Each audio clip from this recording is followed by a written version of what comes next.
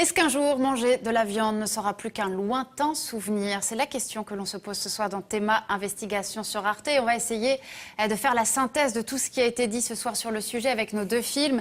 La souffrance animale, les conséquences de l'élevage industriel sur la santé des hommes, les conséquences dans les pays du Sud, ce qu'on pourrait appeler la mondialisation de la bidoche. Et on va en parler avec nos invités. Tout d'abord, vous, Brigitte Gauthier, bonsoir. Bonsoir. Merci d'être parmi nous, militante anti-viande via notamment le site internet viande.info, dont vous êtes la coordinatrice, via également l'association L214 Éthique et Animaux, dont vous êtes la porte-parole, et vous êtes évidemment vous-même végétalienne. On reviendra bien sûr peut-être sur ce distinguo. À vos côtés, Rupert Ebner, bonsoir. Alors vous n'êtes pas végétarien, ni même végétalien, mais vous êtes opposé à l'élevage industriel. Vous êtes membre du mouvement Slow Food, ce réseau mondial qui aujourd'hui dit non à la malbouffe et qui pense qu'une autre alimentation est possible en reprivilégiant notamment les productions artisanales. Et puis avec nous également Noélie Vial, bonsoir. Anthropologue, spécialiste de nos comportements en matière d'alimentation et auteur de ce livre, Le sang et la chair, une analyse anthropologique de l'alimentation carnée et de la mise à mort des animaux. Alors, première question peut-être à vous deux. C'est vrai que dans les années à venir, on peut essayer d'envisager de renoncer à l'alimentation, mais on le ferait pour quelle raison? Quel est le véritable enjeu aujourd'hui? Est-ce que c'est d'estimer, d'évaluer qu'on peut dire non définitivement à la viande, ou est-ce que c'est simplement lutter contre l'élevage industriel? Brigitte Gauthier. Ça dépend pour quel point de vue on y va. Si Selon on y va sur la santé, sur les ressources à partager avec les autres régions du monde, sur l'environnement, à ce moment-là, effectivement, une réduction suffit amplement. Mais manger de la viande, manger des œufs, manger du lait, manger des poissons, ça implique une cruauté inhérente à la production sur les animaux. Est-ce que vous raisonnez en plusieurs étapes quand vous envisagez un monde sans viande? Évidemment, ça ne va pas se faire du jour au lendemain. Donc ça va baisser lentement, mais la finalité, ce serait de ne plus se servir des animaux à notre guise, de leur foutre la paix. Contre quoi vous vous battez, vous, aujourd'hui, Rupert Ebner? Als jemand, der mit der Landwirtschaft sich ganz eng verbunden fühlt. Eh bien, puisque je me sens très proche de l'agriculture, je me bats pour que les agriculteurs puissent obtenir un bon revenu, même quand ils font de l'élevage, et que nous puissions créer un cadre dans lequel s'inscrive l'agriculture qui leur permette d'avoir des revenus décents, tout en élevant les animaux dans de bonnes conditions, avec des étables appropriées, avec de l'alimentation appropriée qui soit respectueuse des espèces et qui puisse alimenter les animaux avec les aliments dont ils ont naturellement besoin. Et évidemment, au bout du compte, l'idée c'est d'avoir le plaisir du goût de la viande, le plaisir qui ne peut provenir que du fait que la viande a été transformée, a été traitée sans qu'on ait à avoir mauvaise conscience. Alors vous, Noélie Vial, bien sûr, vous n'êtes pas militante, mais alors tout à l'heure, vous étiez très en colère quand vous avez vu l'intitulé de l'émission. Alors pourquoi cette colère? Très en colère, c'est beaucoup dire, mais effectivement, je trouve que l'intitulé est une synthèse d'à peu près toutes les dérives possibles à partir de ça. Alors reprenez les termes qui vous ont choqué. Faut-il, c'est une question soit technique, pour quelles raisons il faudrait, avec quelles conséquences, soit une question morale. Bon, par exemple, pour L214, c'est clairement une question morale. Il ne s'agit pas de l'avenir du monde, de la prospérité ou quoi que ce soit, c'est une éthique qui est en jeu. Bien. Encore, ça veut dire qu'il y aurait un progrès qui nous conduirait vers un végétarisme, le règne des faim où tout le monde serait heureux dans la prairie. Manger des animaux, on n'a jamais mangé des animaux, on mange la viande. Oui. La meilleure preuve, c'est qu'on tue les animaux pour obtenir de la viande, on ne mange jamais des animaux morts, ça c'est un cadavre. Et c'est passible, éventuellement, d'un rituel funéraire, même quand ce sont les animaux. Alors, ne parlons pas de progrès, mais d'évolution. Qu'est-ce que vous constatez comme évolution dans notre relation intime à la viande, à l'alimentation carnée? Alors, la relation intime, j'avoue que j'en sais pas grand-chose, parce que je ne sonde pas les cœurs et les reins, mais là, ce qui a changé, me semble-t-il, c'est la relation à la viande à partir du moment où les gens n'ont plus été en relation directe avec les animaux d'élevage. Et ça date de quand? Ça s'est fait, ça s'est étalé sur, ça dépend des pays, 30 à 80 ans. Selon que vous considérez les États-Unis ou l'Europe, celle de l'Ouest ou celle de l'Est, c'est pas la même chose selon qu'il s'agit des animaux qui produisent du lait ou de la viande. Mais aujourd'hui, on ne parle que de la viande. Ça veut dire qu'on se met à dissimuler les abattoirs. Mais on ne les dissimule pas. C'est vrai que maintenant on ne les voit plus, mais le but, ce n'était pas de les dissimuler. Le but était de nettoyer les villes. L'abattage en pleine ville, ça donnait des rues un peu pittoresques et franchement dangereuses. Ouais. Bon. Donc, c'est dans la grande campagne d'assainissement des villes du 19e, Haussmann par exemple. Toutes les activités un peu nocives, un peu dangereuses, un peu sales, des industries aussi bien, ont été déportées à la périphérie des villes, et bien entendu les abattoirs aussi, avec en plus cette considération supplémentaire que quantité de commentateurs de cette époque-là, ça s'est fait à partir du Premier Empire en France, début 19e, quantité de commentateurs trouvaient que pour la moralité des populations, il valait mieux ne pas voir tuer des bêtes tous les jours, au motif que voyant tuer des bêtes, on ne tarderait pas à tuer des hommes. Est-ce qu'il est juste ou faux de dire aujourd'hui quelque chose a changé aussi dans la manière dont on présente la viande? C'est-à-dire qu'on a peut-être le sentiment, voilà, c'est plus aseptisé, c'est présenté sous cellophane. Il n'y a plus l'idée de l'animal mort, Brigitte Gauthier, ou moins qu'avant. On cherche à nous faire oublier l'animal qui est derrière la viande ou derrière les produits laitiers, les œufs et les poissons, encore pire, puisque eux ne crient pas et donc on les ignore complètement. Ouais, donc on zappe l'étape de la mort. Alors ce qu'on a bien vu dans nos deux documentaires de la soirée, et ça pose aussi infiniment de questions, Robert Ebner, c'est que notamment il y a une différence aujourd'hui dans l'appréhension de ces sujets en France et en Allemagne. On a vu qu'en France, on est d'abord sensible à des arguments de qualité, sensible à la qualité de ce qu'on mange, alors qu'en Allemagne, on est davantage sensible à des raisons éthiques. Ça pose un problème quand on veut combattre, c'est ce qui est votre cas, une certaine pratique, une certaine consommation de la viande. Le débat éthique, il existe en Allemagne, mais c'est assez récent. Moi, ça fait une vingtaine d'années que je me penche sur la question, mais il y a 10 ans, personne ne voulait entendre parler de ce débat éthique. Simplement, je voudrais revenir sur la question de l'alimentation des animaux. Est-ce que nous, Européens, bien nourris, nous pouvons poser la question? Oui, mais il y a beaucoup d'autres régions du monde où on ne peut pas se poser la question. Il y a 60% des terres agricoles dans le monde qui se composent de prés. Et le berger d'Afghanistan ou le paysan dans ces montagnes ne peut arriver à consommer de la viande que par le travail de pèse des animaux dans les prés. Donc il faut voir évidemment comment nous produisons la viande, mais d'une manière générale, renoncer à la viande pour nous, Européens, c'est un privilège que nous pouvons nous offrir, mais que nous ne pouvons pas imposer comme un diktat à l'ensemble du monde. Noélie Vial, pardon, c'est vrai que chaque civilisation, pour ne pas dire chaque pays, a son histoire différente avec la viande. Bien sûr. Pour s'en tenir à un contraste simple pour nous, parce que les arguments végétariens, pro ou anti d'ailleurs, viande, sont différents des deux côtés.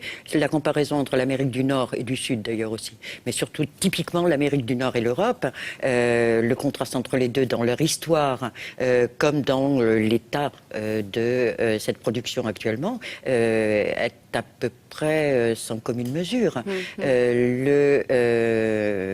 Et c'est pourquoi aussi, à mon avis, les arguments qui sont repris et adaptés, c'est vrai, mais peut-être pas assez, les arguments végétariens ou végétaliens qui s'inspirent de documents, de textes récemment publiés, par exemple, sur la production de viande aux États-Unis, en Europe, c'est pratiquement sans objet. Si ce n'est l'idée générale, mais dans le détail, c'est complètement différent. Et une fois encore, il faut regarder l'histoire de ces productions dans leur site chaque fois. C'est une production qui a une histoire et qui est dans des espaces particuliers. La prairie américaine, ça n'a rien de commun avec les exploitations européennes. Alors, différence entre les civilisations, entre les histoires et entre les religions, bien sûr. Brigitte Gauthier, comment est-ce que vous avez suivi le débat récent en France sur le halal qui s'est invité dans la campagne présidentielle? On aurait souhaité qu'il reste centré sur la question animale, sur la question de ce qui se passe pour les animaux. Et du coup, en restant focalisé sur avec ou sans étourdissement, mais plus loin que ça, poser la question justement de, au lieu de rester focalisé sur cette façon de tuer les animaux, se remettre en question le fait même de tuer les animaux. En fait. Et là, on n'a pas vraiment dépassé ce seuil-là. C'est un débat, Robert Ebner, que vous avez eu aussi en Allemagne.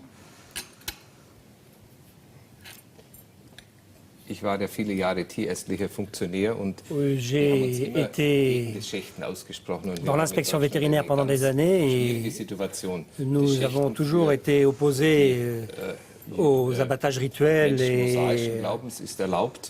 Je pense que lorsque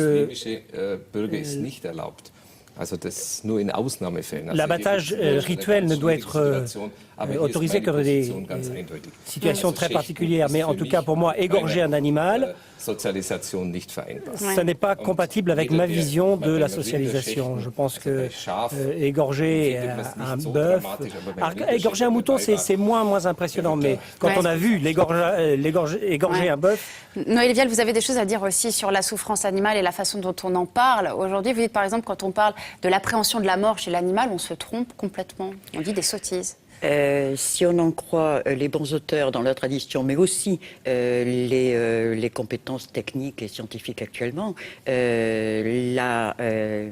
comment dire, pour qu'un animal ait peur de la mort, il faudrait qu'il ait la notion de la mort. Et par définition, il ne l'a pas et ne peut pas l'avoir. Et même en les dressant très attentivement, je doute qu'on arrive à la leur inculquer.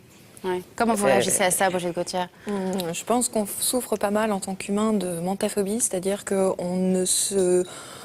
quelque chose qu'on n'arrive pas à appréhender, on va se dire, en fait, les animaux, ils appréhendent pas parce qu'ils n'ont pas le langage, parce qu'ils n'ont pas ceci, parce qu'ils n'ont pas cela. Et en fait, dès qu'on se penche un petit peu sur leur vie, qu'on les observe, etc., on peut se rendre compte de la richesse de ce qu'ils ont, qu'ils appréhendent la mort ou pas, peu importe finalement. On a un vétérinaire sur le plateau, on va lui donner la parole. Peu importe qu'ils l'appréhendent ou pas, on s'est approprié leur vie, on leur coupe leur vie très très tôt.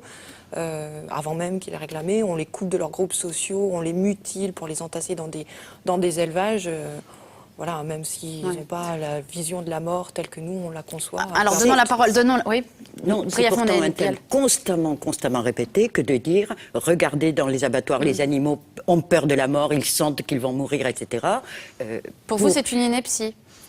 Pas pour moi. Je veux dire, objectivement, ça n'est une fois encore, on ne peut avoir peur, c'est-à-dire anticiper un danger, que si on en a la notion. Oui. Vous n'allez pas dire d'accord. Si on en a bien sûr, ou si on en a la perception, les animaux qui pressentent les tremblements de terre et les choses comme ça, c'est vrai. Mais c'est pas la notion dont ils ont peur, c'est la sensation qui leur donne la peur. Ils peuvent pas avoir la sensation de la mort tant qu'ils sont pas morts. Rupert Ebner, vous vouliez réagir? Non plus, mais on en a la notion. Ja. Le vétérinaire sur ce plateau. Der Vordenker, der Tierrechtler ist der Peter Singer, der australische Peter Singer, le philosophe australien, a beaucoup réfléchi à la pensée animale et j'ai eu le plaisir de l'entendre parler. Et lui, il confirme tout à fait ce que vous venez de dire, à savoir que les animaux n'ont pas de conscience et donc ne peuvent pas prévoir la vie et ne peuvent pas anticiper l'acte de mort. Pour autant, on ne peut pas dire évidemment que les animaux ne souffrent pas. Et on ne peut pas dire non plus que les animaux n'ont pas peur. Quand on est quotidiennement au contact des animaux familiers, des animaux d'élevage, on sait qu'ils peuvent connaître la souffrance et la peur. Ce qui est déterminant, c'est que le transport vers l'abattage et l'abattage lui-même se déroule de manière la plus parfaite possible et sans douleur. Et c'est ça vraiment l'exigence première. Il faut que sur le lieu d'abattage, il y ait une surveillance vidéo. Je pense qu'on vous mettra tous d'accord sur ce plateau sur l'idée qu'il y a quand même évidemment des choses à changer sur les pratiques de l'élevage industriel. Et j'aimerais avoir votre réaction à ce qui a été dit dans le documentaire quand on entend ce responsable de la Commission agriculture, la Commission européenne, à qui on parle de la souffrance animale, de toutes les conséquences mentionnées dans les deux documentaires, les conséquences géopolitiques, les conséquences sanitaires, etc. Et qui dit, oui, on sait tout ça, mais on ne peut rien faire, c'est le marché. Cette complicité-là, d'une certaine manière, comment vous la regardez, Brigitte Gauthier, aujourd'hui ? Ce fatalisme. En fait, on peut être fataliste parce qu'effectivement, aux plus hautes sphères des États et de l'Europe, malheureusement, c'est le marché qui domine et pas du tout des considérations sensibilistes justement pour savoir comment faire au mieux pour que tout le monde vive en bon entendement sur cette planète. Alors est-ce que Slow Food peut être un intermédiaire justement? Une étape intermédiaire. C'est bien l'idée. Nous voulons apprécier les produits, mais à partir du moment où nous considérons qu'au plan éthique et moral, ils ne posent pas de problème. Le marché doit être réglementé, l'abattage, l'élevage doivent être réglementés. Et c'est ça le problème. Il faut vraiment mettre un terme aux abus et aux dérogations aux règles. L'élevage industriel qui ne vise qu'au profit et à la rationalisation doit se soumettre à des règles. Et ce ne sont pas les marchés qui peuvent imposer ce genre de règles, c'est la loi qui doit imposer des contrôles consciencieux. En matière d'élevage, la des règles et puis une prise de conscience qu'on voit bien, qu'on sent bien quand même au moins dans les vieux pays industrialisés. Les initiatives existent, elles sont même parfois portées par des personnalités. Vous avez tous entendu bien sûr de la prise de position, de l'engagement de l'ancien Beatles, Paul McCartney, désormais très mobilisé sur ce sujet. Vous l'avez certainement entendu lorsqu'il s'est exprimé devant le Parlement européen, c'était en novembre 2009. Je propose de le revoir. What can the European Parliament do, and the governments of the world? I suggest that they could encourage and guide people to reduce meat consumption, because now new ethical issues have arisen, and it's not really very ethical to ignore these issues. It's no longer a personal choice. This is something that's going to affect the whole of the planet. I urge you, each of you, to do your bit for your people, for their children, and for the planet they will inherit. Go meat free one day. Thank you.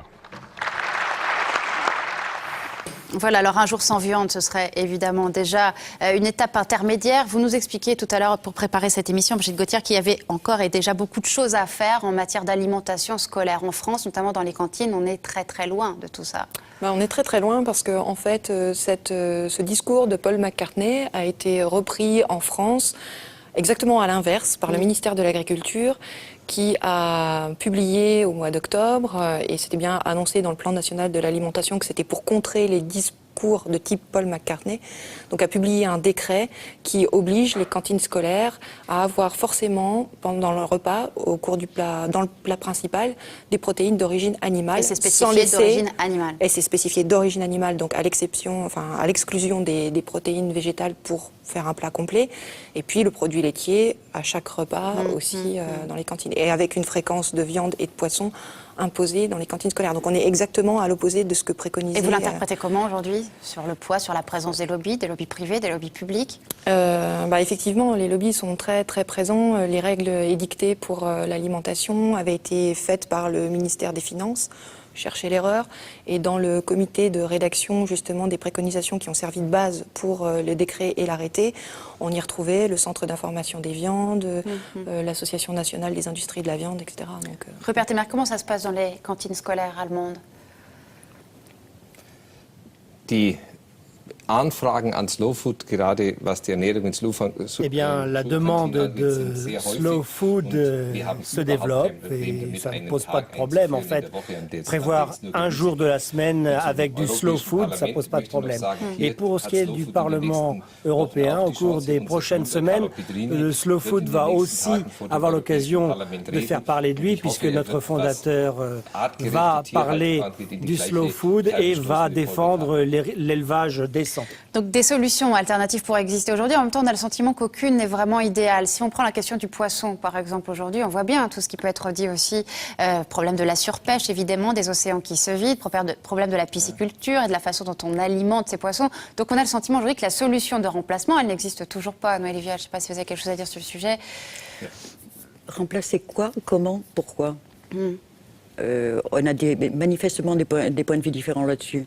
Remplacer des qualités industrielles médiocres de produits que nous mangeons quand même par des produits de meilleure qualité obtenus dans de meilleures conditions, ça me paraîtrait tout à fait souhaitable. Mais pour faire ça, certes, on peut prêcher des morales.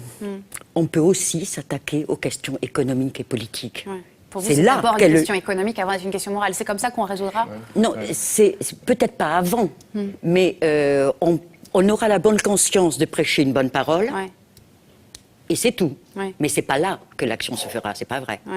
Pour vous, en même temps, aujourd'hui, ce combat, vous le menez sur un plan morale, et avant tout morale, Brigitte Gauthier. Sur l'ensemble des plans, puisque justement on essaye d'avoir une influence au niveau politique, et puis on essaye d'influer aussi sur l'ensemble justement de la vie. Mais effectivement, notre argument premier, c'est sur l'éthique, c'est sur le spécisme qui fait que sous prétexte que les animaux sont d'une autre espèce que la nôtre, on se permet de leur faire subir tout ce qu'on a envie pour notre bon plaisir.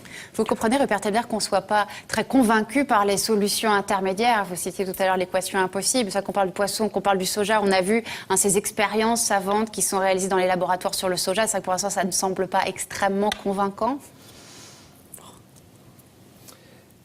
Slow Food versucht ja immer durch Vorbild, durch Anreiz. L'idée de Slow Food, c'est de donner l'exemple, de suggérer, d'inciter, pas de montrer du doigt.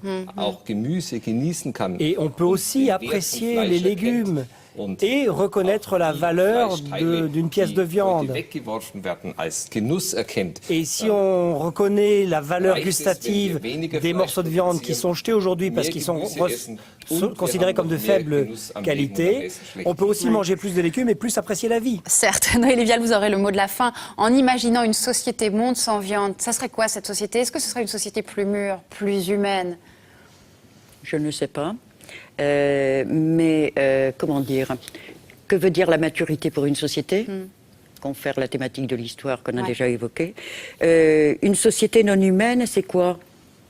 C'est un troupeau d'animaux? Il y a plein de carnassiers dans ces troupeaux-là. Le débat reste entier, il reste vaste, il reste à poursuivre maintenant puisqu'il est terminé sur ce plateau. Mais heureusement, vous restez avec nous et avec vous maintenant. C'est le moment de nous adresser vos questions. On va y répondre sur notre site internet arte.tv. Vous restez bien sûr avec nous. À tout de suite. Merci de nous avoir suivis.